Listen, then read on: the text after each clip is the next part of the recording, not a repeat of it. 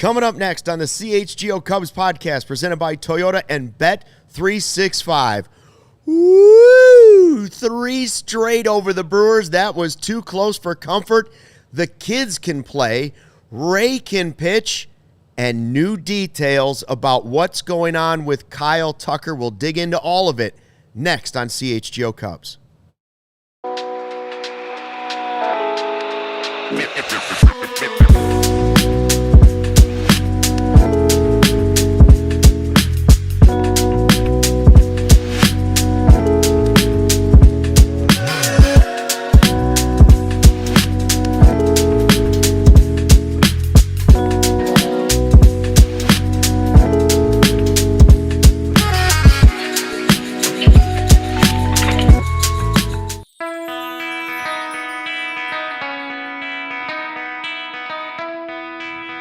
Hey, Chicago, what do you say? It's the CHGO Cubs podcast, driven by Toyota, Let's Go Places, and Bet365. Whatever the moment, it's never ordinary. Use the code CHGO365 at sign-up. And what a night this is. 3 straight wins over the Brewers, 4-3, a heart stopper at Wrigley Field. This game had a little bit of everything. Palencia gave me palpitations at the end. Matt Shaw is the real deal, it seems, and the kids have turned it around for the Cubs. Plus, Jesse Rogers with the breaking news during the game that Kyle Tucker has a hairline fracture on his hand between his ring finger and his pinky. We'll talk more about that. We'll see if Craig Counsell addresses it after the game. Luke Stuckmeyer, Joey Christopoulos, Sarah running the 1s and 2s for us. Hi to everybody in the live YouTube chat. Who still believes in the division? Some never gave up. Some are being reeled back in. And some are saying, nah, it's still over, but this is a lot more fun and it looks a lot more like a playoff team that they should be. Hi to everybody in the chat, by the way, at the all-new CHGO Cubs YouTube page. Make sure you like, subscribe, tell a friend, tell a neighbor, tell a total stranger. That's right. We do have the tiebreaker now, Robert Nash. They've clinched the season series. So the Cubs are down 6 games with 35 to play in the season. 1 more against the Brewers tomorrow. And in addition to that, they have the tiebreakers. So technically, I guess you could maybe say they're 5 back. And we'll see how it all goes. We already have a Toyota Super Chat, $1.99 from Ramon, 1987. Where would the Cubs be without Colin Rea? That's his 10th win. We'll get to Colin Rea in a bit. He was one of the stars tonight. Didn't have great control, walked a lot of guys, but man, that was a wild win, Joey. Luke, it's great to see you.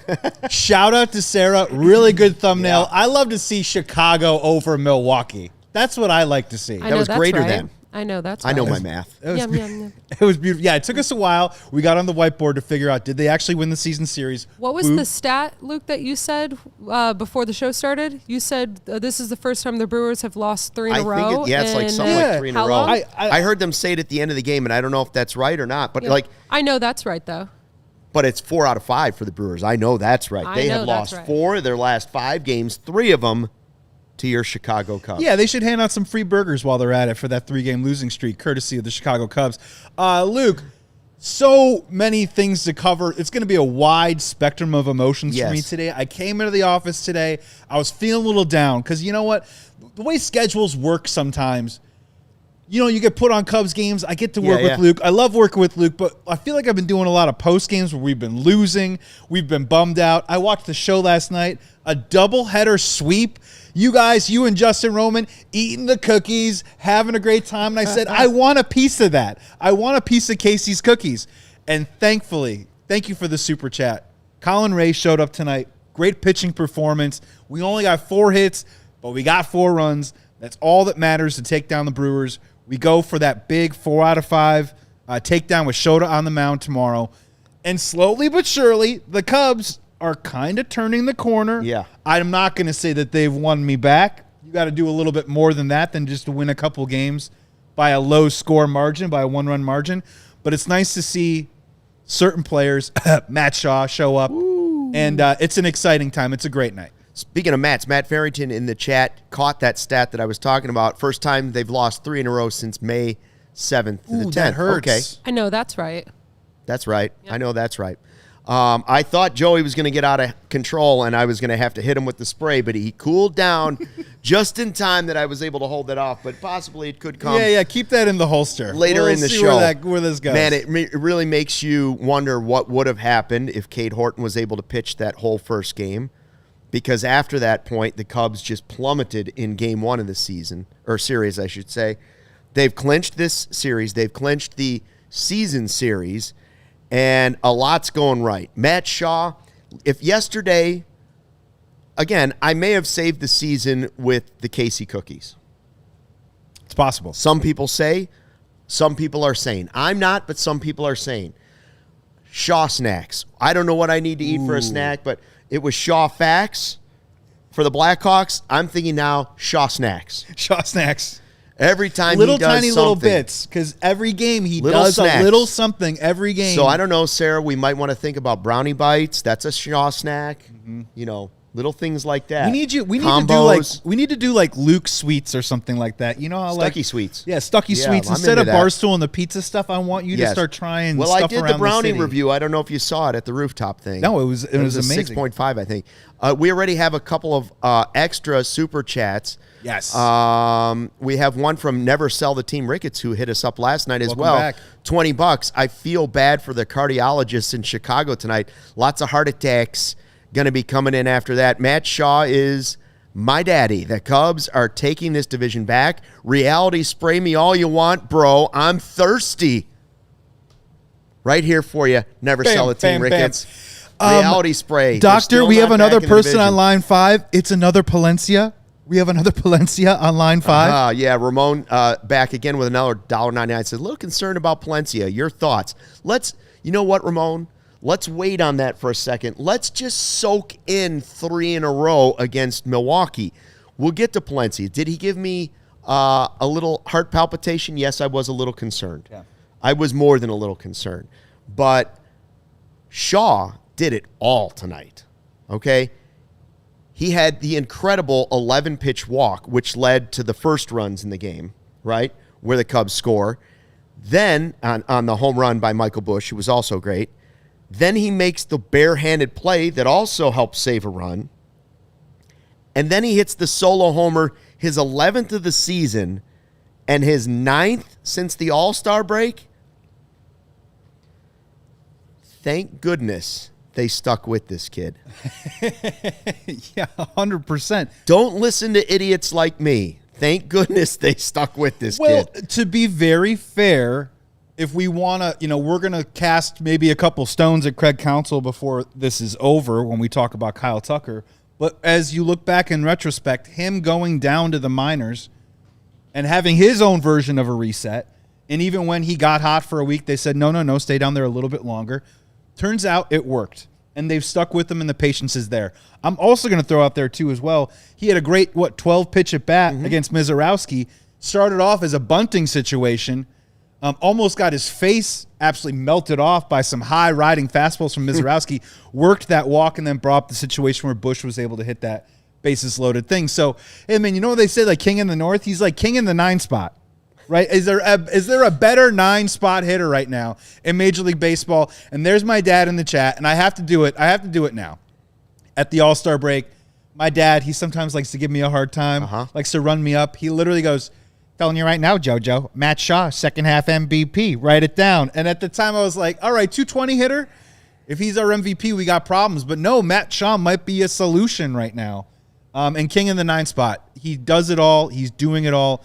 And he's a young player. He's a rookie, folks. This is good news. Bobby Blanco says, no more crying about the deadline. Crying about the deadlines for losers.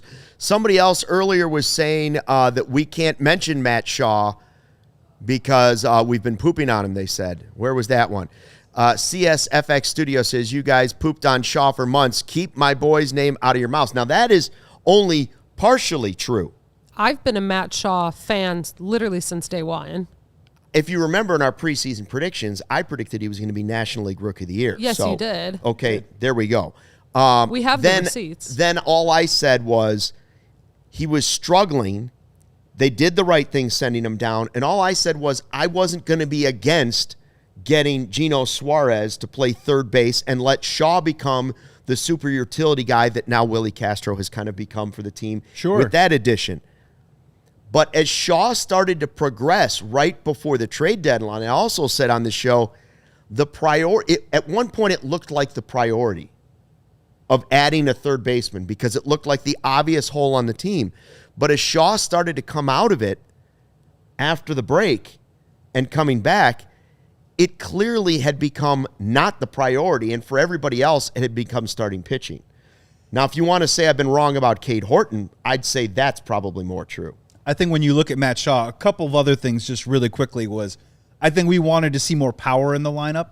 Matt Shaw has supplied that, but we would still like to see some more power in this lineup as it stands. From the main bats. And the other part about that, too, is I'm maintaining this, is I like them as solid baseball players, but Ian Happ and Dansby Swanson just don't necessarily earn every single at-bat out there. You could have moved Matt Shaw around the lineup a little bit.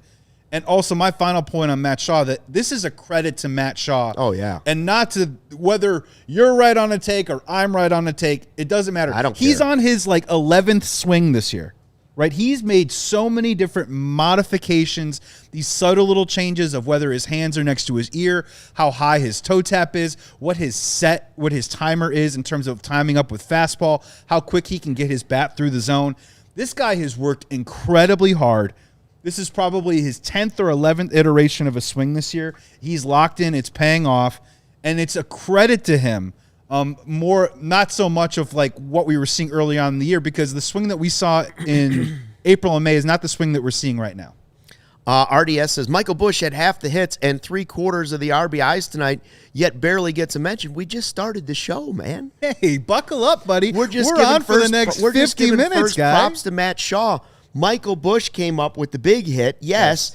And it's funny because Craig Counsell was just asked about, he got a little testy, why is Shaw still batting ninth? Because of this run he's on. And his answer was, Michael Busch is a really good hitter. We like him getting more at-bats.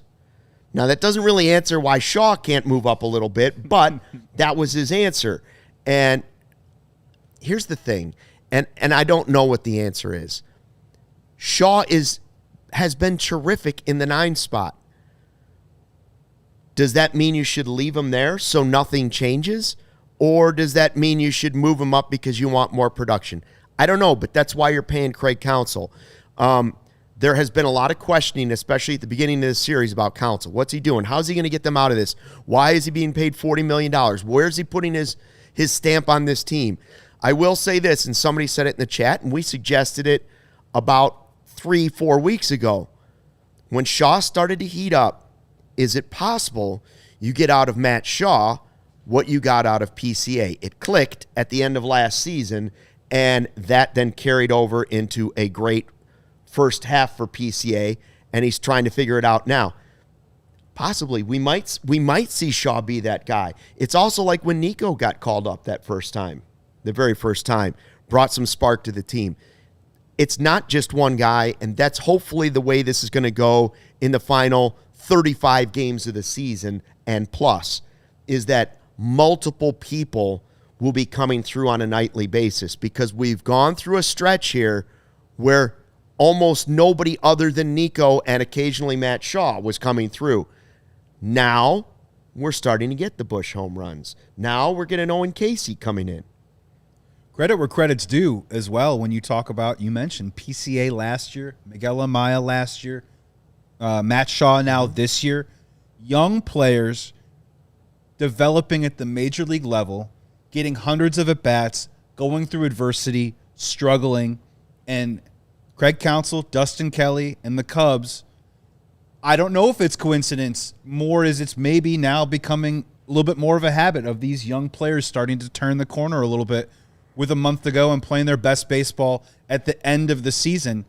It's great to see from Matt Shaw. Now, obviously, can we get Seiya Suzuki doing the same thing now? Can I get a little greedy here? But no, again, Matt Shaw, Michael Busch, big stars of the game for sure. Where would you bat Matt Shaw moving forward? Let us know in the live YouTube chat as we head to break. Afterwards, we're going to talk about Colin Rea, Kyle Tucker, and more. But first, a word from our sponsors.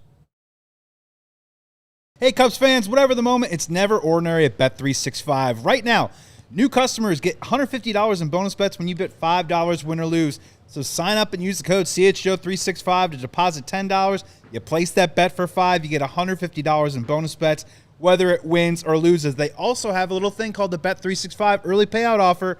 You're a winner if your team goes up by 17 points with an instant payout on straight bets and parlay selections marked as winners. So NFL preseason, baby, bring it on. Use the code CHGO365 when you sign up for the 100% parlay boost. Double your winnings or parlay with Bet365's 100% parlay boost.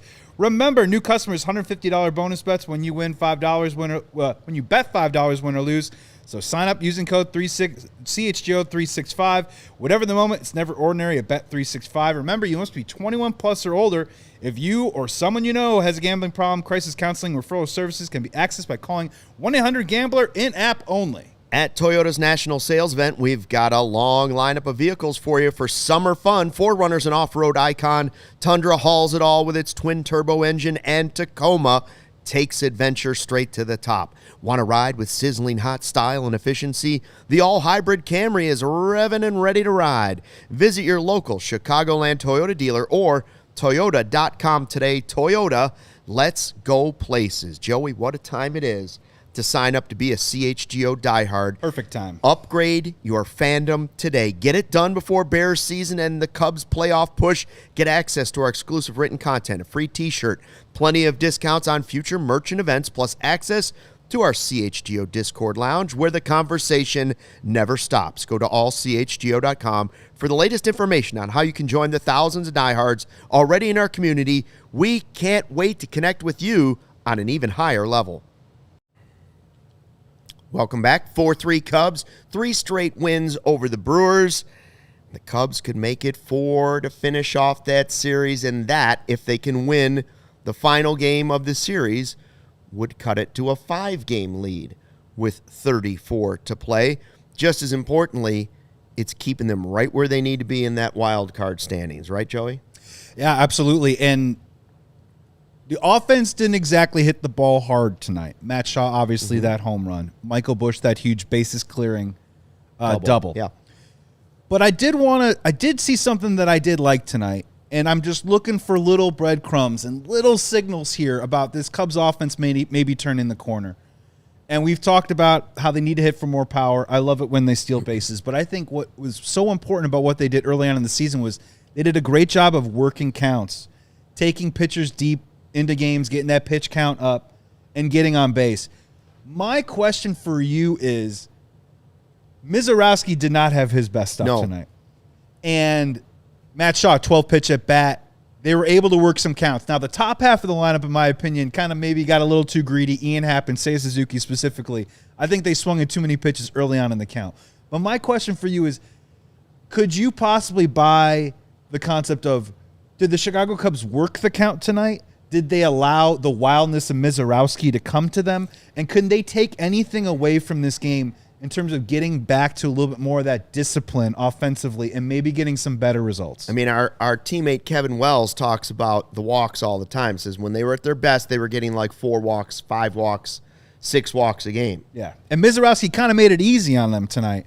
But can that build a good habit possibly moving forward? Yeah, but it's easier to do it when you're feeling better at the plate. So hopefully that kind of confidence is coming, right? Like, it's easy to press and start swinging out of your comfort zone when you're trying to turn things around, just like Kyle Tucker and some of the others have done. So, yeah, maybe they could have had a couple more walks tonight, but the Shaw at bat is exactly what you want to see.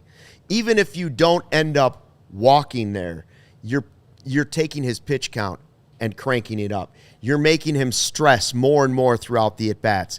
And you're more likely to get a better pitch to hit. So, like, I like what I've seen from the offense the last couple games. The Cubs have played really good baseball the last couple games. And that's good news because the first game in this series was as low as I've seen it. That's as low as I've been on the Cubs all year. So happy they did not play Monday night. I didn't like the way they played against the Pirates, and I didn't like what I saw in Game 1, obviously, against the Brewers. And there's been a bigger sample size of that. It is now time for our Taking the Temp segment. Your trusted local experts, Four Seasons Heating, Air Conditioning, Plumbing, and Electric. Visit fourseasonsheatingcooling.com for all their special offers and money-saving coupons. That's fourseasonsheatingcooling.com. We said it at the very top of the show. Where would they be without Colin Rea? That sounds silly because he's like supposed to be your swing guy or your emergency starter. But with Steele down and then Shota down and other guys struggling and then Tyone down, he's been outrageously valuable to this team. Is he an ace? No, stop. Look at what he is. He's a 5th, 6th, 7th starter on your team, but he's been forced into this spot and he's given you, did you say 10 wins? Second in the team in wins. 10 and wins. He's now 10-5. I know people don't think wins matter anymore, but if your 5th starter or 6th starter has 10 wins, he's doing his job. And he did it tonight. Not like he still walked 5 guys. There was a lot of traffic, but he got the double play when he needed it. He got the strikeout when he needed it. You know what it reminded me of? It reminded me of Javier Assad, the ass man, last year. Yeah. Traffic all over the place, anxiety all over the place, but somehow he would get out of the situations, and he's done a really good job of that. Well, and he did a couple of things that I think go beyond the box score, right? They brought him back out in the 6th inning. So when you talk about a Javier Assad who maybe has some shorter starts out there, when you're talking about this long 5-game series, this doubleheader, a lot of people coming up, a lot of people coming down, I think that some of those pitches, and obviously he was a product of his own design there with why the pitch count got up so much with the walks. But again, I mean, this is a guy with 10 wins, second on the team, might not be in the rotation next week because they might stick with Javier Assad. Or maybe Assad becomes the swingman. But what we kind of highlighted a couple shows ago is that the depth, starting pitching-wise, is getting better. These guys, Tyone and Assad coming back, gives Counsell a lot of different options. And this also sort of reminds me of, if you go back to like the 2000, 2008 teams, we talk a lot about, you know, the resurgence of Ryan Dempster. We talk about the 12-6 curveball of Ted Lilly. This just kind of reminds me a lot of those Jason Marquis years. You know, Jason Marquis, I believe, went 23-18 in 2 seasons. He won 12 games for them in 2007. I think he won 11 for them in 2008. ERA was a little bit over 4. Colin Rea's got his right under 4. But it's very ho-hum. And when you talk about those back-of-the-rotation matchups, those are the games that can turn into 50-50 games because we talk about it. Matthew Boyd and Shota, when they're on the mound, we need to win those games. But when Colin Rea's out there, it could be more of a 50-50. To go 10-5 at the very least in those starts in terms of decisions, it's been a huge pickup for the Chicago Cubs. I don't know how much he's going to factor in a playoff series per se, but right now he's one of the key pieces that's going to help you possibly get there. Yeah, and that cannot go unmentioned. He absolutely has played a huge role in putting them in position to be able to potentially go after a playoff spot, and they're in the driver's seat for at least getting there. Yes. I don't know how they would use him in the postseason if he's part of that. I guess that depends on how guys like Ben Brown are pitching, whether Assad's able to bounce back and be effective. Like we'll just see. Maybe he's a break glass in case of emergency and traffic. It's good to have him around. Good to have him there. I want to talk about the bullpen too because I thought Rea was great. I think he's been super valuable this year. The bullpen now, in 3 wins in 2 days over the Brewers, I believe that's 10 innings and 1 run. Impressive. And I know the question was asked early on. A lot of people, and I even said palpitations, Palencia. Are you concerned about Denny P? No, I'm not. Somebody in the chat mentioned, and I agree with this, because once they went out there, bang, 99, and then he got it. Now, was it almost, it looked like a snow cone from Nico? I'm glad Nico was playing second base. I'm really glad Nico Horner was playing second base. I like Palencia as the closer. I worry about him when the pitches start to increase through the inning, like you would any pitcher. But it feels like one of his first blown saves after a good stretch was when he pitched on back-to-back days, and it was too many pitches, and I knew it wasn't good, and he got near the end, and then he just ran out of gas. I was a little worried that was happening tonight. It got a little scary there for half a second. It got a little scary there. He worked his way into the heart of the Brewers lineup, and Contreras came up, and we said, oh, dear God, help us all. Let's just I'm going to reverse engineer this just a little bit really quick. You know, I had to just remind myself mid-sentence that Ryan Pressly was on this team at one point this year. But what's interesting about the Palencia situation is, at the very least, when you're talking about that pitch count, I think the Chicago Cubs now have two very viable plan B and plan C options if they need to give him a blow or kind of space him out a little bit to keep him at his best. We've seen Andrew Kittredge close down a couple games now, and we've seen Brad Keller come in and close down and pick up a save if possible. So I don't think this has to be, as we're hopefully chasing down either a division or a wild card, this thing where you have to feel like you have to run Palencia out there 3 days in a row. Right. I don't think you have to do that at all. My favorite part about tonight, though, wasn't the heartburn, and it wasn't the feeling in my stomach. It was that moment where I believe he yanked a fastball, and they took it to 3-1, and he came back, and he was able to throw his slider off speed in the zone and get it back. Yep. And look, closers, and I'll tell you, Daniel Palencia, he probably will blow one more save before the season is over. The thing with closers is it's all about timing, baby. You just want to make sure that it doesn't happen in those really big, huge moments that cost not just the team one game, but maybe a series or maybe a right to play in the postseason. He is going to have these bad starts again, but that was a really great in-sequence bounce back from Daniel Palencia for a guy who we all know throws 102, right? Can he harness it? Can he keep it in the zone? That's been the MO on him his whole career. He started to get into that mode a little bit, and he was able to calm himself down, come back with a breaking pitch, and then he was able to trust his fastball again. Strike one, strike two to Contreras, was able to get out of there. So I think some incremental growing moments right there in that moment.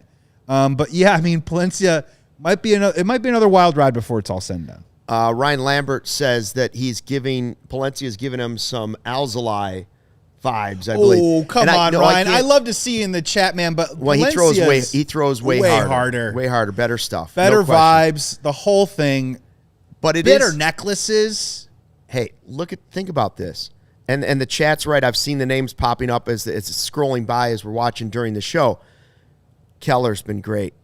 Theobar's been great. Pomerantz has been great. Right? Yes. And when you think about the bullpen and the bit of a roller coaster it's been this season, because there was good, there was bad, they've had to get rid of guys.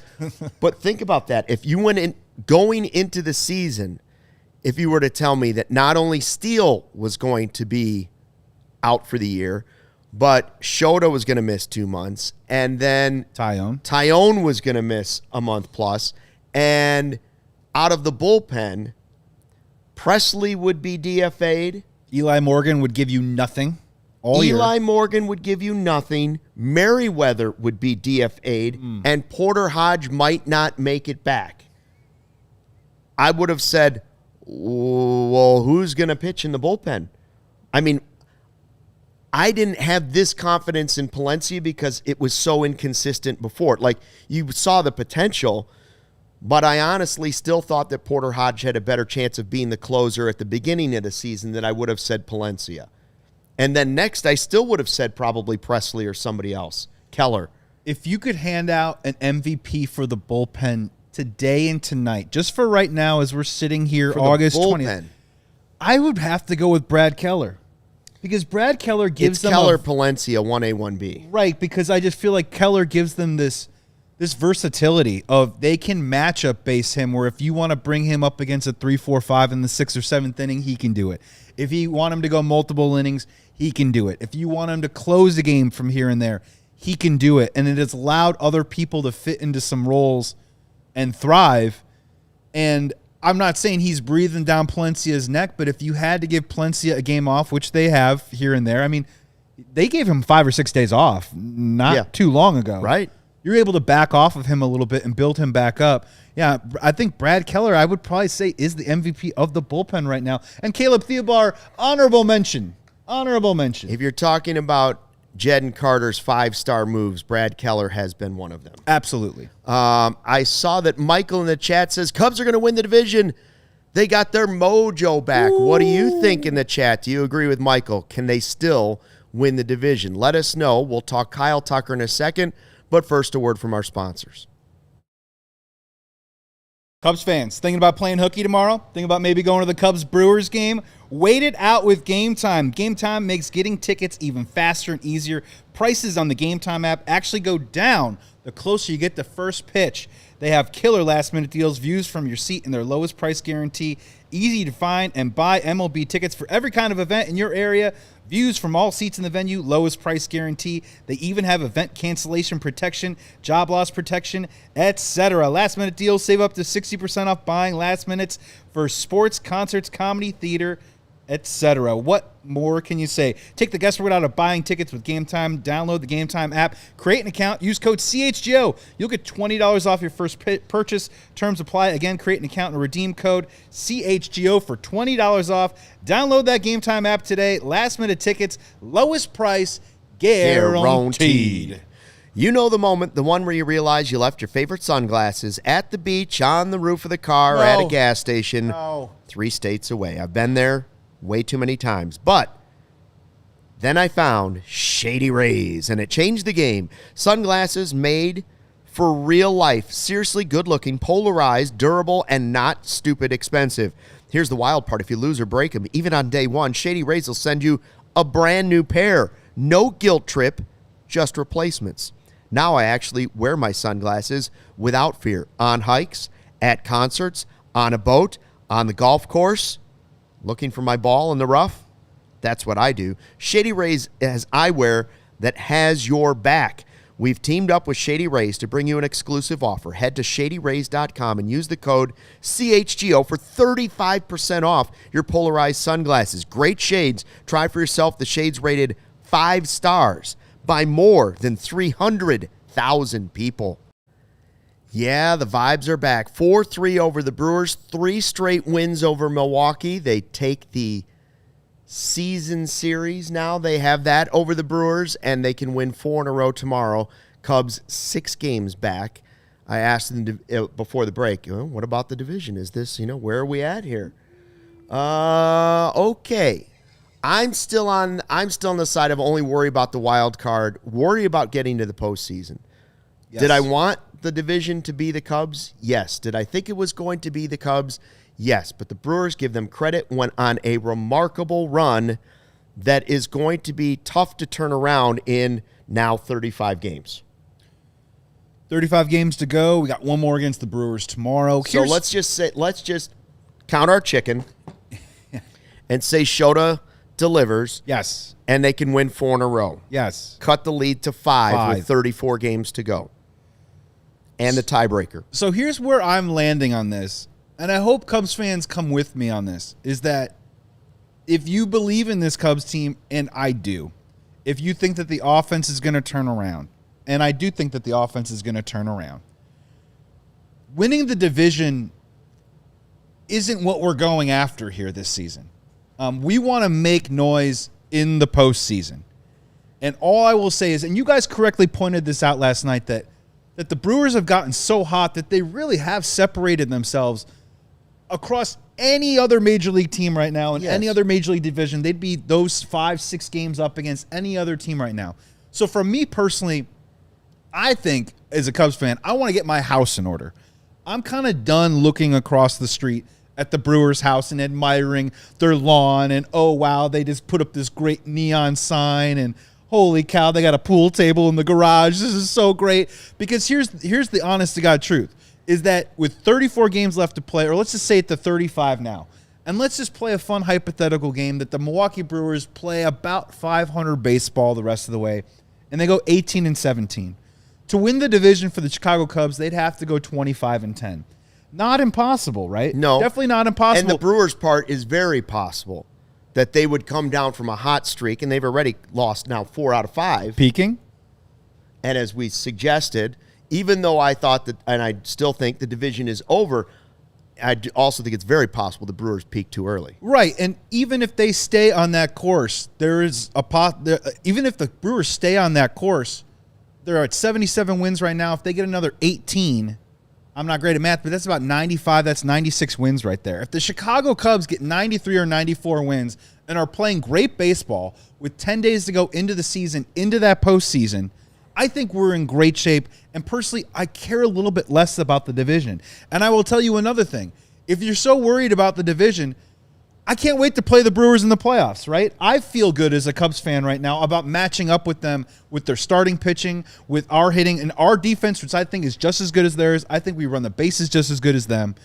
So I get the idea to track down the division and win it. I get all that, but this hot streak might be something that might make it a bit unattainable. And honestly, I'm okay with that. If the Chicago Cubs win 94 games and walk into the postseason rocking and rolling, and the Brewers are a 500-ish team or they've already peaked, I'll take it. Give me the wild card all day long. I heard radio host Bart Winkler from Milwaukee last night. Oh, don't get me started on Bart. Saying that he was terrified of playing the Cubs in the postseason. Really? Yes. And I would agree that the opposite is not true. I do not believe Cubs fans are terrified of the Brewers. Absolutely not. That's how I think sort of the tables have turned, especially now that the unthinkable streak is over. If you would have caught him in the middle of that, you would have said yes. But I think they will come back to reality. Whether or not the Cubs can do their part and get there, we will find out. All I know is this much. Make sure you subscribe to the all-new CHGO Cubs YouTube channel, because we're going to be here on every step of the trip. And this is getting real. And have been. This season's getting real. This is getting real. You guys. Make sure you subscribe, like, tell a friend, tell a neighbor, tell a total stranger. Tell them about this show, how you can get in the live YouTube chat, join in on the conversation.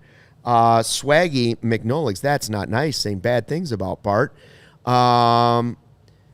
Listen, I feel good about the Cubs as a playoff team. What I really feel good about is the way that they have bounced back these last 3 games. I just want to see them playing better baseball.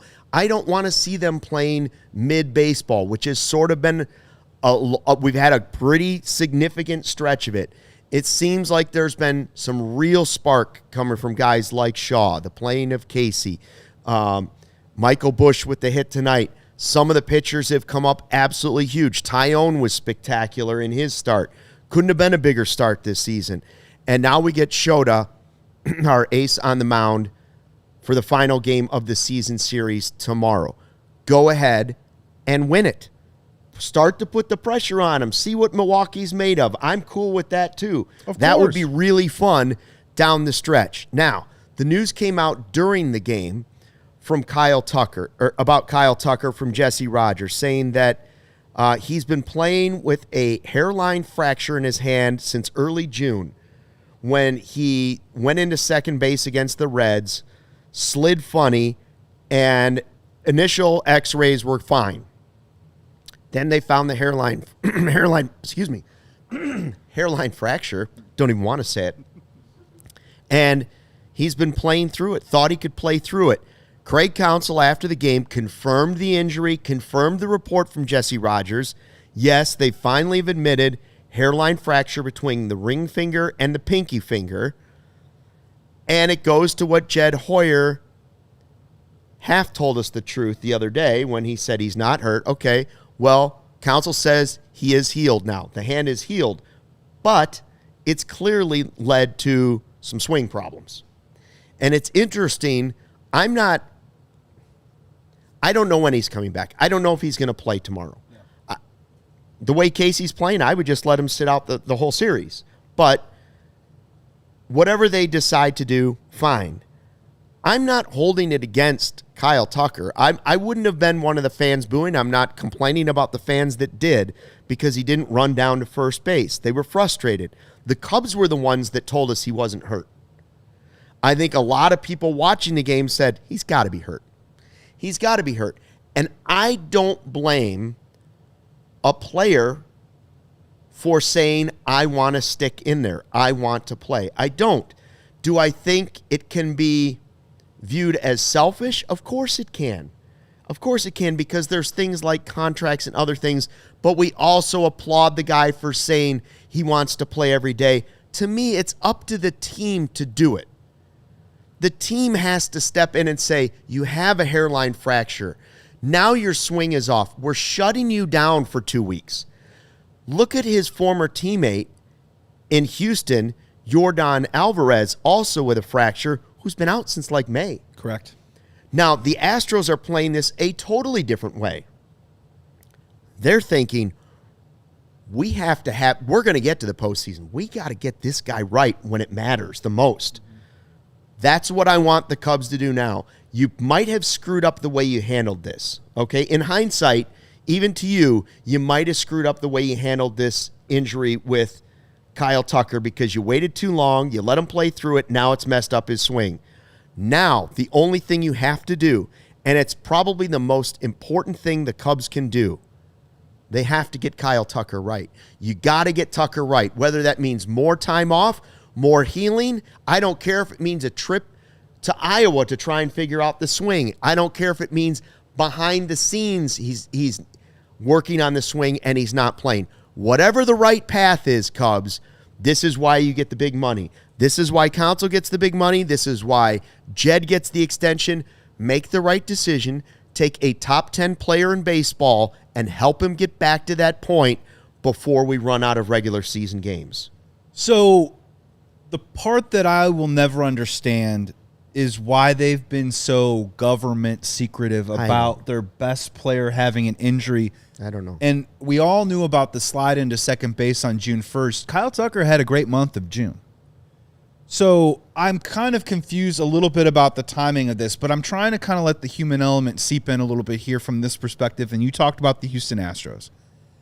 For some context on this, if you wind the clocks back to last year, Kyle Tucker on June 3rd, funny timing, almost an anniversary for Kyle Tucker, slams a ball in Houston off of his shin. It hurts. They take him out of the game. He's considered day-to-day. He sits out for a few days. They do further imaging, and they take it from a shin contusion to saying that he has a hairline fracture in his shin. The Houston Astros immediately put him on the 60-day DL. Now, is that a little bit of we drafted and developed this guy? Maybe they feel like they have a little more autonomy, and they feel like maybe they run things a little bit differently there. Yeah. But if you look back, Brian McTaggart, a guy who covers the Astros, I'm looking at all these articles, and Kyle Tucker just after article talking about how he's trying to get back as quick as he can, about how he's trying to let them do certain things in the cage, let him start running. There's even a quote here from him on August 3rd. Another big development on Friday. This is from Brian McTaggart. Another big development on Friday came when Tucker said he didn't think he necessarily needed a minor league rehab assignment despite missing 3 months of baseball on August 3rd of 2024. So this is a thing that Kyle Tucker literally dealt with last year. Yeah. An injury that I'm sure hurt at the time. But when he says hairline fracture, he goes, come on, it can't be that bad, right? Houston Astros put him on the 60-day DL. Now we're talking about not a leg, but we're talking about a hand where the ring finger and the pinky finger, they find a hairline fracture. Could the relationship and some of the newness and freshness with Craig Counsell, Jed Hoyer, and Kyle Tucker, a relationship that they're trying to build that we kind of hope lasts for the next 7 to 10 years, did they maybe give Kyle Tucker a little bit too much autonomy to let him play through it? And then Kyle Tucker was seeing results, still feeling pain, and then when the mechanics and the production went south, now they're finally catching up to this fact that maybe we need to slow this down because maybe it is now affecting him mentally, maybe it's now affecting him physically.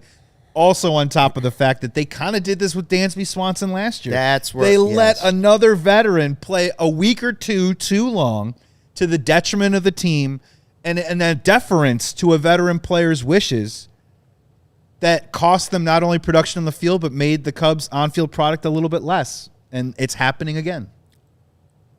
Bobby Blanco was talking in the chat about is a player selfish and about Freddie Freeman getting shots in the postseason. For me, it's different in the postseason because you got nothing else to do. You got to get to the finish line. But during the season, I want my players to be selfish. I want them to go out there and play every day. It's like when Dansby signed here and he said, I'm playing every day. And at the time they were like, well, we'll talk about that. We'll see. That's right. That's the team's role, to do what's best for the player, even when they don't know what's best for them. Or they might, but they want to show their teammates that they're not going to ease off, right? So, to me, this is about the way the Cubs have handled it. And you could say it is about contracts and those things moving forward, but then you can't explain how they didn't learn from what they did with Dansby last year that wasn't correct. And so the tricky part of it, the part that's a little confusing is the really good June. The hairline fracture is there, but he's still playing well. It doesn't fully heal, and it's just not quite right. And now when things go bad, now it's a problem. So it's clearly what's influenced the change in his swing, right? Yes. I want to also add that on June 29th, him slamming that ball off of his knee against the Royals. He's feeling more than one thing. I think there's something going on there, too, as well, because a lot of people are doing side-by-side internet sleuthing on what's going on with Kyle Tucker's swing right now. In his lower half, you can see a little bit of that turn on the front knee. It's flying open a little bit. He's a little bit stiffer on the back end. Is this the actual reason? I don't know. Craig Counsell says that he's putting himself in positions that are Kyle Tucker type counts, 3-1, getting his pitch and just not taking it and connecting on it the way that he wants to. To take words out of Craig's mouth, that could just be baseball. Yeah. But it's all these different factors. And something doesn't smell right, but I do understand that the Cubs are probably doing this now to try and protect their guy. And this also could be alluding to them trying to create a buffer of sitting Kyle Tucker out tomorrow and maybe moving on. I'd like to see him in the lineup on Friday in Anaheim. He's got good splits in that stadium. He's played 36 games, 36 RBIs, 19 extra base hits career in that stadium. I mean, if you want to get old school or meatball about it, sometimes in a different stadium you just see the ball a little bit better. So if he has good splits there, I'd bring him back, but maybe this is also a buffer that we're going to slow play this with Kyle Tucker. And don't expect him to maybe come back when you think that he's going to come back. And also when he does come back, do not automatically think that presto changeo, everything's okay with Kyle Tucker and he's going to start producing again. Okay, Niren in the chat says, our buddy Niren says, they have all the data, measurements, etc. They should have nipped it in the bud once they noticed anything change. That's where I'm siding on this. That's how I feel about it. Again, I'm not blaming the player for wanting to be out there playing, especially when you're talking about what he went through last year and knowing that he's a free agent and that he wants to show everybody he can be healthy for a whole year. All of that stuff is natural human reaction. It's the franchise's job to notice when stuff's going wrong. You had Mark DeRosa on MLB Network yesterday say, it's pretty obvious he's rolling over on the ball. Like start hitting that curveball machine. His swing's off. He's rolling over on it. He's like, I'm sure the Cubs know it. I'm sure Kyle knows it. Okay, D-Row could clearly see it. We could see it with our eyes. Pat Murphy can clearly see it. Pat Murphy comes out and says, the guy's hurt. I don't have any information about it, but he's hurt. He's too good. He doesn't want to say anything. That's right. And the team knew he was hurt. That's what I don't understand. When it starts to go south, why let it go as far south as you did? I said yesterday, the Cubs are to blame. I'm not blaming the fans for the booing at Wrigley Field of Kyle Tucker after the 0-for-4. I'm blaming the Cubs. They're the ones that let it deteriorate the way it deteriorated. And especially now knowing that they've admitted finally that there is an injury only because Jesse proved it. It's frustrating. And I actually feel for Tucker. I do too, because good news is, and I mentioned this on Monday, good news is Kyle Tucker isn't Ketel Marte, like where he was asking out of games when he wasn't injured and coming up to the manager and being like, hey, I'm not feeling right, take me out of the lineup. Kyle Tucker we're learning about Kyle Tucker right now, and I think the Cubs have known this for a while, that you probably need to drag him out of the lineup to get him healthy. I mean, my only question is, and I've posed this before, is hairline fracture. They're saying it's healed now. So I'm hoping, and maybe we'll hear from Kyle Tucker, that hopefully he's pain-free, right? And that's our hope. If he isn't pain-free, though, this is something that's going to linger the rest of the season. I mean, this isn't going to go away. I'm sorry, but 3 or 4 days off isn't going to really make it happen here. And let's pull up, Sarah, if you want, we could show what Jesse Rogers posted to ESPN a little bit earlier here. Tucker was injured while sliding into second base against the Cincinnati Reds on June 1st. Ugly slide. X-rays on his right finger were initially negative. The team indicated it was a jammed finger, but further imaging showed a slight fracture on the top of his hand near where the pinky and ring finger meet, according to sources familiar with the injury. Cough, cough, probably doctors. Re-imaging done in mid-June showed the injury was healing, but it was still impacting Tucker, who may have begun favoring his hand by then, leading to poor mechanics. Look, and I'll just say it. Like, Kyle Tucker went through the same thing with his shin last year. The Houston Astros did further imaging, saw the hairline fracture, and shut him down. I know the shin and the hand is a different thing, but looks like the Cubs probably met with Kyle Tucker. Kyle Tucker said, I want to play with it. He had some production. Mechanics got out of whack. Maybe it got a little mental on him. So now you got physical and mental. It's all kind of building. It's all getting a little worse. Next thing you know, you roll a ground ball straight to the first baseman. You're out by 88 feet. You don't run to first base and you're getting booed. So this is a little bit what happens when you let that problem fester and continue. And sometimes you have to protect these players from their own selves. Yeah, I just don't I don't understand it in professional sports. I guess in football where you're trying to hide an injury so somebody's not targeting it. I think the NHL hockey as well. upper body, lower body thing is ridiculous. But I don't understand why they weren't just honest about it. Wouldn't that be more protecting the player if you were just like, hey, you're not doing him any favors? Like Tyler in the chat said, hey, the fans didn't know that Tucker was hurt. No, we all sort of speculated that Tucker was hurt because of that slide and the foul ball, and we didn't know which it was, but we assumed his finger was still bothering him because it doesn't make sense that his swing just went awry. So, okay, we didn't know 100% that he was hurt. And then Jed Hoyer said he's healthy very recently. And then and somebody said, well, he wasn't asked. He was just on Tuesday. Tucker said, I'm fine. I've played for the most part every game this year. I'm fine going out there. So he didn't want to say that's what it was. But clearly it's impacted his swing. The thing that makes the final straw on this be so frustrating, that really pushes me over the edge about the whole thing, is that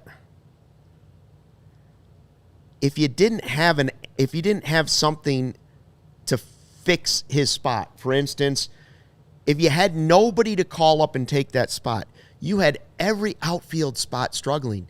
PCA was struggling, Happ was struggling, Suzuki was struggling, Tucker's got a fracture you're not telling us about on his hand, and you had Owen Caissie sitting at AAA smoking 22 home runs and being blistering hot, playing good defense, and he's your top prospect, and for whatever reason, you didn't want to bring him up.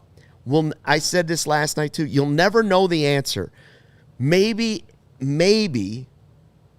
I'll give you a 20% chance that the Cubs played this 100% right, and Owen Caissie came up at exactly the right time, and he's coming through because this was the time he would only succeed at. This is when he had to make his major league debut. They had to wait until he got to Canada, and that was when it would be the right moment for his development at exactly the right moment. But the reality, more likely, is the other 80%, or whatever number I said, don't let the facts get in the way of a good story, that he was probably ready a couple weeks earlier, and you could have done this, and you could have sent Tucker to the IL and saved him some of this angst. Can I take this a step farther? On July 28th, Moises Ballesteros clears the bases in Milwaukee with a rope into the gap. It's August 20th. Kyle Tucker did not have a good month of July. There were clear signs that things were going astray in terms of his hard hit rate, the extra base hits, and just honestly him looking like Kyle Tucker, the top 10 offensive player over the last 3 years that he has been. That was also probably a perfect moment to probably maybe try and get him right. And all you had to do was say that he had a fracture in his hand.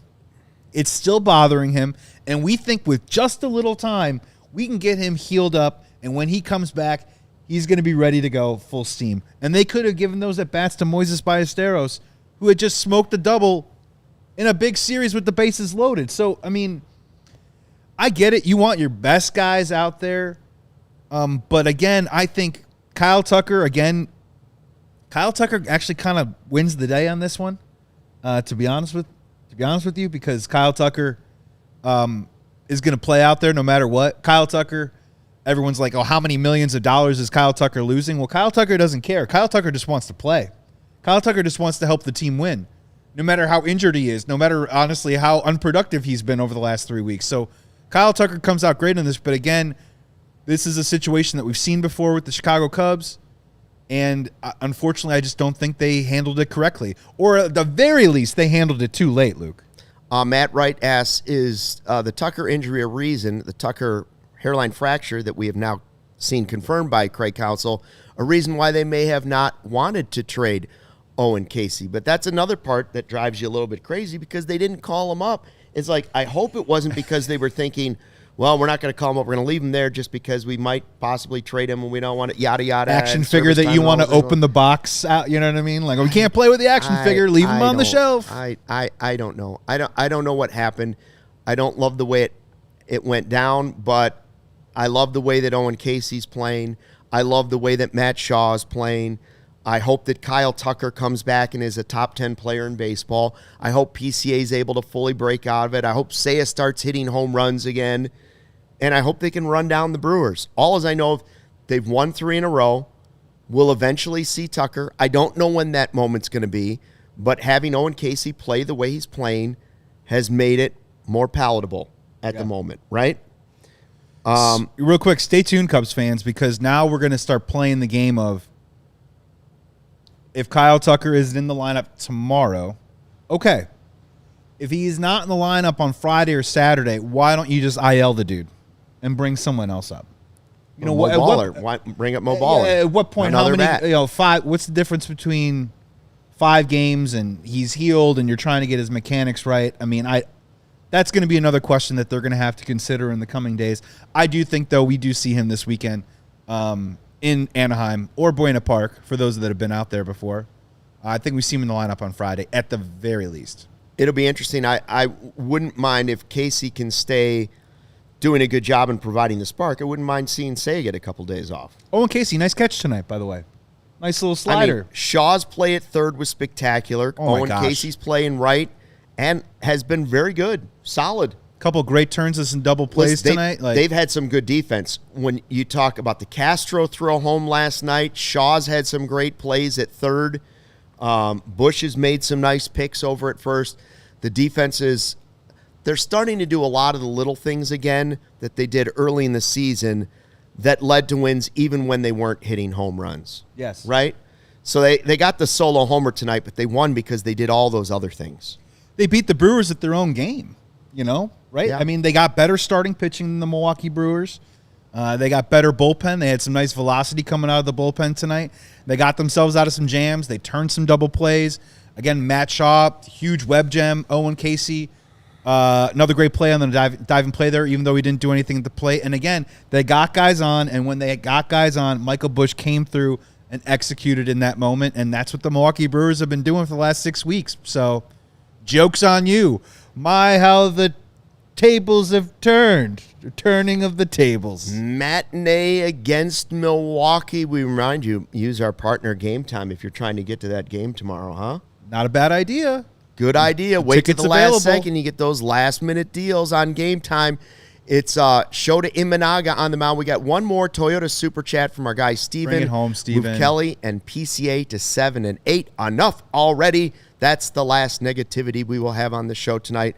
Also want to remind people that Corey and Brendan will have the podcast for you tomorrow because that's their normal Thursday Cubs-related podcast. On Friday, we don't have a show, but want to remind people that it was just announced tonight that Marquee will carry the Ryne Sandberg celebration of life and funeral 10 a.m. on Marquee.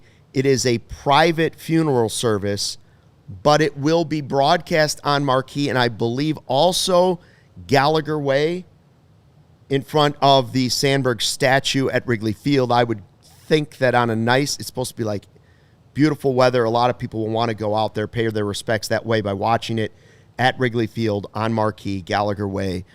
So if you're looking for that information, that is at 10 o'clock on Friday morning. Corey and Brendan probably remind you about it tomorrow. And hopefully at that point, Corey and Brendan will be talking about a Cubs win, their 4th straight, over the Brewers. Right now, it's 3. You know what's better than 3? 4. Thanks for checking out the CHGO Cubs podcast tonight. We appreciate it. And don't forget, always fly the W. We all silly like the